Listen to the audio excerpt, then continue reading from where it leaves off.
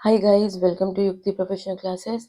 इस वीडियो में हम एमपीपीएससी असिस्टेंट प्रोफेसर की वैकेंसी की प्रिपरेशन कर रहे हैं और इसके लिए एमसीक्यूज देख रहे हैं। तो सबसे पहले यूनिट जो है बिजनेस एनवायरनमेंट है, तो उससे रिलेटेड एमसीक्यूज देख रहे हैं। अगर आपने मेरे चैनल को सब्सक्राइब नहीं किया है तो मेरे चैनल को सब्सक्राइब शेयर लाइक ज़रूर करिए। चलिए स्टार्ट करते हैं। निम्नलिखित में से कौन सा व्यवसाय पर्यावरण की सबसे सटीक व्याख्या करता है? तो यहाँ पे जो है वे सभी बाहरी कारक जो व्यवसाय की कार्यक्षमता को प्रभावित करते हैं। व्यवसाय बिजनेस एनवायरनमेंट उन सभी बाहरी शक्तियों, संस्थाओं, कारकों का योग है जो व्यवसाय के नियंत्रण से बाहर होते हैं लेकिन उसके प्रदर्शन को प्रभावित करते हैं। इसमें आर्थिक, सामाजिक, राजनीतिक, तकनीकी कारक शामिल हैं। नेक्स्ट है बिजनेस एनवायरनमेंट के सूक्ष्म जो माइक्रो एनवायरनमेंट है में क्या शामिल नहीं है। तो इसमें जो शामिल नहीं है वो है टेक्नोलॉजिकल चेंजेस, क्योंकि कस्टमर, सप्लायर और कॉम्पिटिटर्स तो माइक्रो एनवायरनमेंट में शामिल है। सूक्ष्म पर्यावरण में वे कारक आते हैं जो सीधे व्यवसाय से जुड़े होते हैं, जैसे ग्राहक और प्रतियोगी। तकनीकी परिवर्तन जो है मैक्रो एनवायरनमेंट का हिस्सा है, क्योंकि यह पूरी अर्थव्यवस्था को प्रभावित करता है। भारत में नई आर्थिक नीति की घोषणा किस वर्ष की गई? तो ये 1991 में की गई थी, न्यू इकोनॉमिक पॉलिसी। तत्कालीन प्रधानमंत्री पीवी नरसिम्हा राव और वित्त मंत्री डॉक्टर मनमोहन सिंह के नेतृत्व में जुलाई 1991 में एलपीजी उदारीकरण, निजीकरण और वैश्वीकरण मॉडल पेश किया गया था। नेक्स्ट है प्राइवेटाइजेशन, निजीकरण का मुख्य अर्थ क्या है? तो यह है सार्वजनिक क्षेत्र के उद्यमों का स्वामित्व निजी क्षेत्र को सौंपना। निजीकरण का अर्थ है सार्वजनिक क्षेत्र पीएसयूज के स्वामित्व प्रबंधन को निजी हाथों में स्थानांतरित करना, जिसे अक्सर विनिवेश डिसइन्वेस्टमेंट के माध्यम से किया जाता है। नेक्स्ट है भारत में नीति आयोग की स्थापना कब हुई? तो 1 जनवरी 2015 को हुई है। NITI Aayog national institution for transforming India की स्थापना 1 जनवरी 2015 को योजना आयोग प्लानिंग कमीशन के स्थान पर की गई थी।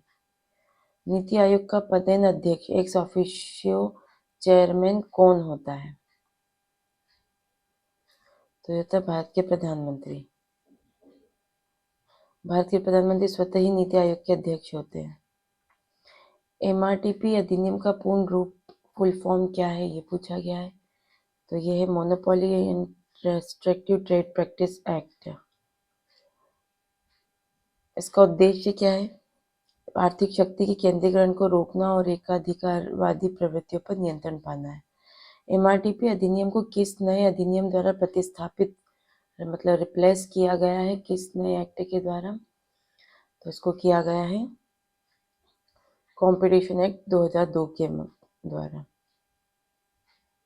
बदलती वैश्विक अर्थव्यवस्था को देखते हुए एमआरटीपी एक्ट को खत्म कर 2002 में प्रतिस्पर्धा अधिनियम लाया गया, ताकि बाजार में स्वस्थ प्रतिस्पर्धा को बढ़ावा मिले। नेक्स्ट है मध्य प्रदेश की पहली औद्योगिक संवर्धन नीति, इंडस्ट्रियल प्रमोशन पॉलिसी किस वर्ष शुरू की गई? तो सबसे पहली वाली जो पूछी गई है 2004 में शुरू की गई है।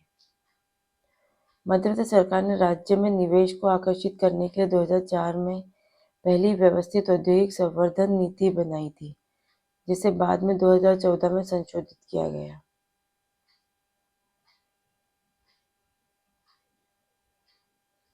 नेक्स्ट है लिबरलाइजेशन, उदारीकरण का क्या तात्पर्य है? तो उदारीकरण से है सरकारी नियमों नियंत्रणों में ढील देना। उदारीकरण का अर्थ है लाइसेंस राज को खत्म करना, व्यवसाय करने के नियमों को सरल बनाना, ताकि निजी क्षेत्र आसानी से विकास कर सके। नेक्स्ट उपभोक्ता संरक्षण अधिनियम 2019 के तहत जिला आयोग की आर्थिक क्षेत्राधिकार सीमा क्या है?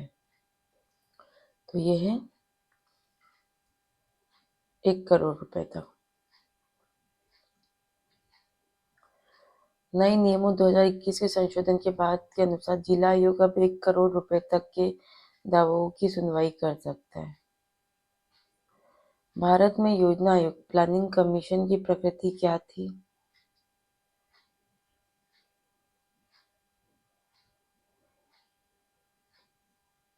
तो ये जो थी गैर संवैधानिक एवं परामर्शदात्री निकाय है। योजना आयोग का संविधान में कोई उल्लेख नहीं था, इसे सरकार के एक संकल्प द्वारा बनाया गया था। नीति आयोग का थिंक टैंक के रूप में मुख्य कार्य क्या है? तो यह केंद्र और राज्यों की रणनीति और तकनीकी सलाह देना है। नीति आयोग का मुख्य काम सहकारी संघवाद को बढ़ावा देना और सरकार के लिए बौद्धिक इनपुट प्रदान करना है।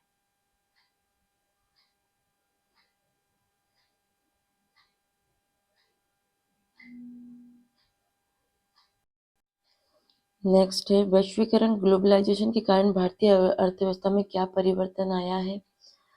तो जो परिवर्तन आया है, विदेशी प्रत्यक्ष निवेश एफडीआई में वृद्धि हुई है। वैश्वीकरण ने भारतीय अर्थव्यवस्था को विश्व अर्थव्यवस्था के साथ जोड़ा है, जिससे एफडीआई का प्रभाव बढ़ा है और तकनीक का हस्तांतरण हुआ है। नेक्स्ट है भारत में पर्यावरण संरक्षण अधिनियम किस वर्ष पारित किया गया था? तो ये 1986 में पारित किया गया था। 1984 की भोपाल गैस त्रासदी के बाद पर्यावरण की सुरक्षा और सुधार के लिए 1986 में यह व्यापक कानून बनाया गया। नेक्स्ट, आर्थिक नियोजन इकोनॉमिक प्लानिंग का मुख्य उद्देश्य क्या है? तो इसका मुख्य उद्देश्य संसाधनों का कुशलतापूर्वक आवंटन। आर्थिक नियोजन का अर्थ है सीमित संसाधनों का इस प्रकार उपयोग करना कि विकास के सामाजिक और आर्थिक लक्ष्य प्राप्त किए जा सके। मध्य प्रदेश में पंचवर्षीय योजनाओं का क्रियान्वयन कौन सा निकाय करता था? राज्य योजना बोर्ड, अब राज्य नीति आयोग है। राज्य योजना बोर्ड स्थापना 1972 मध्य प्रदेश में नियोजन का कार्य करता था, जिसका नाम बदलकर अब राज्य नीति एवं योजना आयोग कर दिया गया है। पेस्टल विश्लेषण में एल का क्या अर्थ है? तो ये लीगल है, वैधानिक। पेस्टल एक ढांचा है जो political, economic, social, technological, environmental और लीगल कारकों का विश्लेषण करता है। नेक्स्ट है भारतीय अर्थव्यवस्था में मिश्रित अर्थव्यवस्था, मिक्स्ड इकोनॉमिक का क्या अर्थ है? तो इसका अर्थ है सार्वजनिक और निजी क्षेत्र का सहअस्तित्व। मिश्रित अर्थव्यवस्था वह है जहां सरकारी नियंत्रण और निजी उद्यम दोनों मिलकर काम करते हैं।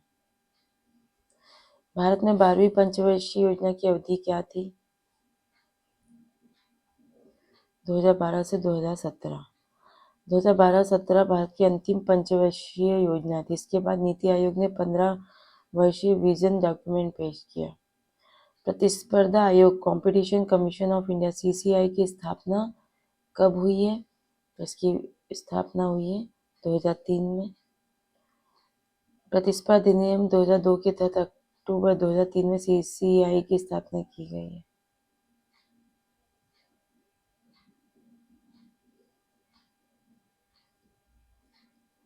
नीति आयोग के गवर्निंग काउंसिलिंग में कौन शामिल होते हैं? जो गवर्निंग काउंसिल है उसमें कौन शामिल होता है? तो इसमें सभी राज्यों के मुख्यमंत्री और केंद्र शासित प्रदेशों के उपराज्यपाल। गवर्निंग काउंसिल नीति आयोग का सबसे महत्वपूर्ण हिस्सा है जो सहकारी संघवाद का प्रतिनिधित्व करता है। व्यवसाय के वैधानिक पर्यावरण लीगल एनवायरनमेंट में शामिल है।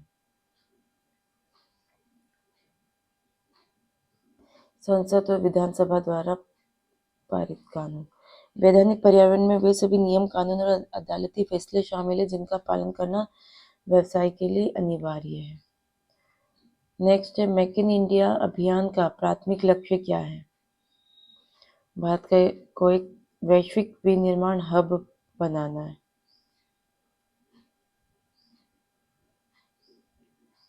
इसे सितंबर 2014 में निवेश को बढ़ावा देने और विनिर्माण क्षेत्र को मजबूत करने के लिए शुरू किया गया था। निम्नलिखित में से कौन सा आर्थिक पर्यावरण का तत्व नहीं है?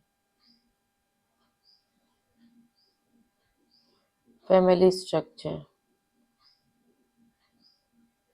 पारिवारिक संरचना सामाजिक सांस्कृतिक पर्यावरण का हिस्सा है, न कि आर्थिक पर्यावरण का। भारत की प्रथम औद्योगिक नीति किस वर्ष घोषित की गई? तो 1948 में की गई।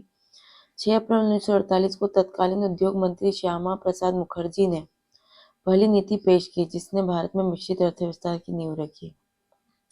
किस औद्योगिक नीति को भारत का आर्थिक संविधान इकोनॉमिक कॉन्स्टिट्यूशन ऑफ इंडिया कहा जाता है?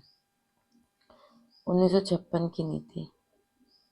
1956 की औद्योगिक नीति ने सार्वजनिक क्षेत्र को सर्वोच्चता दी और उद्योगों को 3 श्रेणियों में विभाजित किया। मध्य प्रदेश में जिला योजना समिति डिस्ट्रिक्ट प्लानिंग कमेटी का अध्यक्ष कौन होता है? जिला का प्रभारी मंत्री। मध्य प्रदेश जिला योजना समिति अधिनियम 1995 के अनुसार राज्य सरकार द्वारा नामित जिले का प्रभारी मंत्री इसका अध्यक्ष होता है।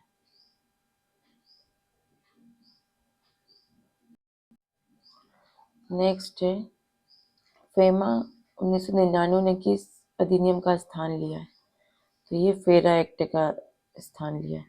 Foreign exchange management act FEMA ने 1973 के कठोर फेरा फॉरेन एक्सचेंज रेगुलेशन एक्ट को प्रतिस्थापित किया ताकि विदेशी व्यापार को उदार बनाया जा सके। नीति आयोग के वर्तमान मुख्य कार्यकारी अधिकारी सीईओ कौन है? तो ये है वी आर सुब्रमण्यम।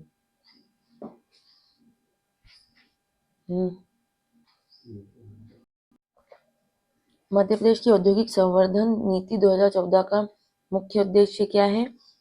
तो समावेशी विकास रोजगार सृजन।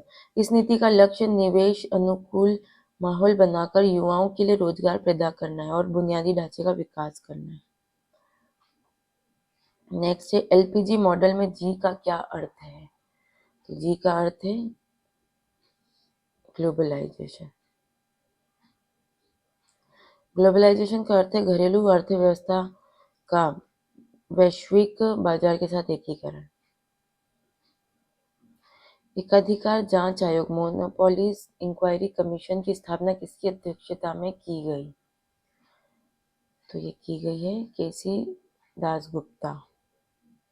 न्यायमूर्ति केसी दासगुप्ता की अध्यक्षता में 1964 में इस आयोग का गठन हुआ जिसकी सिफारिश पर एमआरटीपी एक्ट 1969 बना। मध्य प्रदेश में राज्य नीति एवं योजना आयोग के अध्यक्ष कौन होते हैं? राज्य नीति एवं योजना आयोग के अध्यक्ष जो होते हैं वो मुख्यमंत्री होते हैं। केंद्र में नीति आयोग की तरह राज्य स्तर पर MP state policy and planning commission के अध्यक्ष मुख्यमंत्री होते हैं।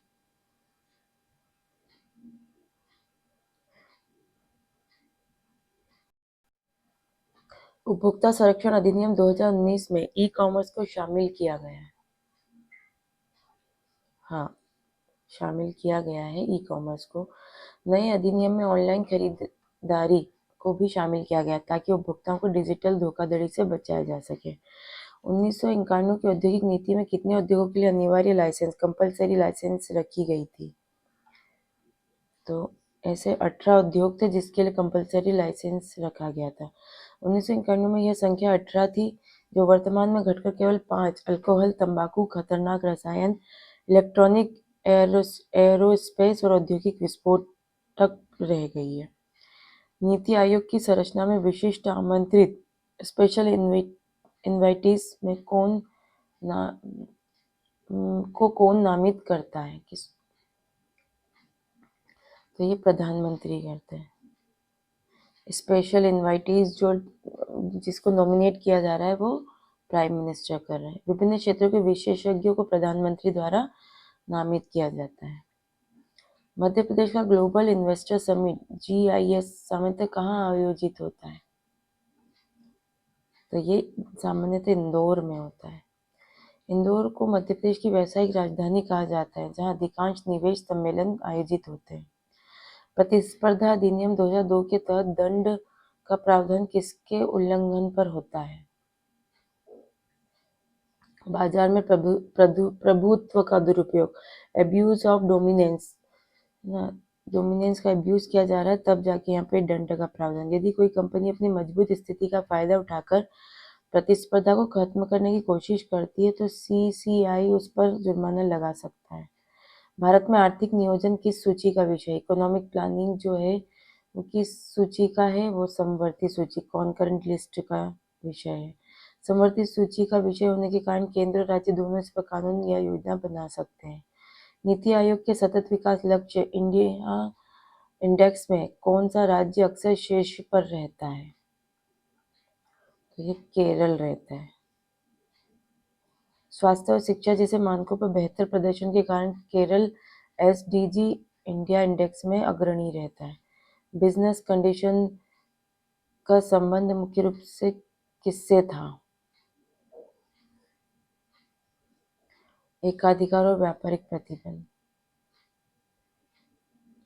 मध्य प्रदेश में औद्योगिक विकास केंद्र आईडीसी बाणमोर किस जिले में स्थित है? तो ये मुरैना में है। औद्योगिक विकास केंद्र बाणमोर मुरैना जिले का एक प्रमुख औद्योगिक केंद्र है।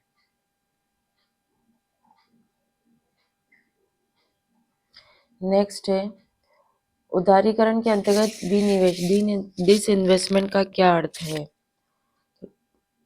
इसका अर्थ है सरकारी कंपनियों के शेयर बेचना। सार्वजनिक उद्यमों में सरकार की हिस्सेदारी कम करना विनिवेश कहलाता है। उपभोक्ता संरक्षण अधिनियम के तहत केंद्रीय उपभोक्ता संरक्षण प्राधिकरण सीसीपीए की स्थापना का उद्देश्य है उपभोक्ता के अधिकारों को बढ़ावा देना, रक्षा करना और लागू करना। सीसीपीए एक नियामक संस्था है जिसे भ्रामक विज्ञापन और अनुचित व्यापार प्रथाओं को रोकने की शक्ति दी गई है। नीति आयोग की रणनीति @75 स्ट्रेटेजी फॉर न्यू इंडिया @75 का लक्ष्य वर्ष क्या था? ये 2022 था। स्वतंत्रता के 75 वर्ष पूरे होने के उपलक्ष्य में 2022 तक के लिए यह विकास एजेंडा तैयार किया गया था। नेक्स्ट है, आर्थिक पर्यावरण में बाजार दर इंटरेस्ट रेट किस कारक के अंतर्गत आती है? तो आर्थिक कारक के अंतर्गत आती है। ब्याज दर, मुद्रास्फीति, विनिमय दर सीधे आर्थिक परिवेश को प्रभावित करते हैं। मध्य प्रदेश में एमएसएमई विकास नीति किस वर्ष लागू की गई?